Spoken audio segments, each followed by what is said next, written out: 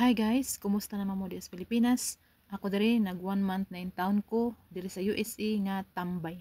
Walay trabaho, walay sweldo, pero gikaloy nagyapon sa Ginoo. Mao din akong mga gikalingawan no diri sa USA ang pagluto-luto og mga Pinoy nga pagkaon or sudan. Sa pagkatinuod lang, pwede dyan akong tapulan mo luto og sudan diya sa Pilipinas. Kay lagi magsaligta sa atong mama. Magsigla tayo ma, unsay sudan? Ma, nakaluto na ka? Ma, mga na ta. So ingon ana ang akong life diha sa Pilipinas. Unya kumulang yaw nakasalay nasod dili na magsilbi ka na magsigpanawag og ma kay ang imong inahan layo na so kinahanglan magkat-o na kasi imong kaugalingon diri na himo na kong kugihan na kay kumuluto kay ususad ka nang magpakitang gilas ba sad ka di ba dapat ipakita nimo nga dili ka tapulan kinahanglan kugihan ka kamao ka ani kamao ka muluto kamao ka mo silbi sa imong bana. Challenging sa kay ni akong pagluto-luto diri og Pinoy nga sudan kay usahay ang mga ingredients dili makumpleto. Nga gusto ka nga malami ba kay kani akong pagluto-luto dili ni para ra sa akong kaugalingon kun dili akong patilawon ang akong mga kauban diri sa balay. Gusto sa nako nga makatilaw guys lang Pinoy nga pagkaon. Unya kani sila dili pagid sila hilig og mga parat. Unlike natong mga Pinoy hilig ba kitag parat mo. So ako kung magluto ko, mag-adjust jud ko sa lasa. Dapat dili nako daghanon ng asin. Unya kay may gali nakapalit ko og bitsin sa Asian food kay wala ba ako kadag bitsin kay basi maaan nga nagdakop siya ba. Mao na kung kamo mo ari mo sa USA pagdamog mga ingredients din ha padong diri kay diri magpangita na mo. Nya mahaperti nang mahala. Diri wa pa ko kitag oyster sauce nya ganahan di ko magbutang oyster sauce kan mga sudan.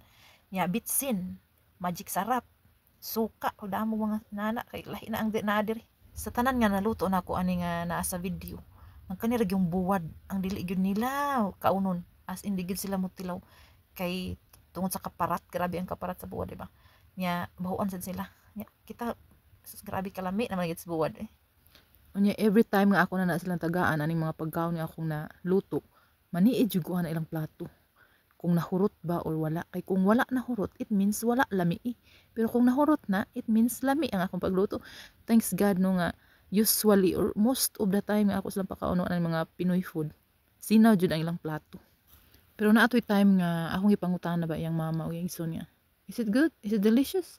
Ni ana sila, yeah, it's good. Pero pag pangutanan ako sa kumpana, niya ko, mi amor, is it delicious? Ang gitubag unsa niya ana na, hey, why you put a lot of salt? So sintan mo, iparata na di ay. Nagyud ay time nga para nako sakto ra sa akong panlasa, pero para nila parat na di ay. O di ba? Grabe ka challenging nga akong pagluto-luto diri. Pero at least nahimo na kong kugihan nga magluluto. Kung nagplano mo nga mag-afam, pag-practice na mong luto kay in case og dili ka ganahan sa ilahang pagkaon, makaluto ra kag unsay gusto nimong lutuon og imong kaunon. Kay dinhi sa USA, dili jud ka mapas mo basta magkinugihan lang ka. Daghang pagkaon diri, daghang manghatag. Pwede ra sa food ka mangayo sa food bank basta dili lang ka mauwaw. Okay, daghang salamat sa pagtan-aw.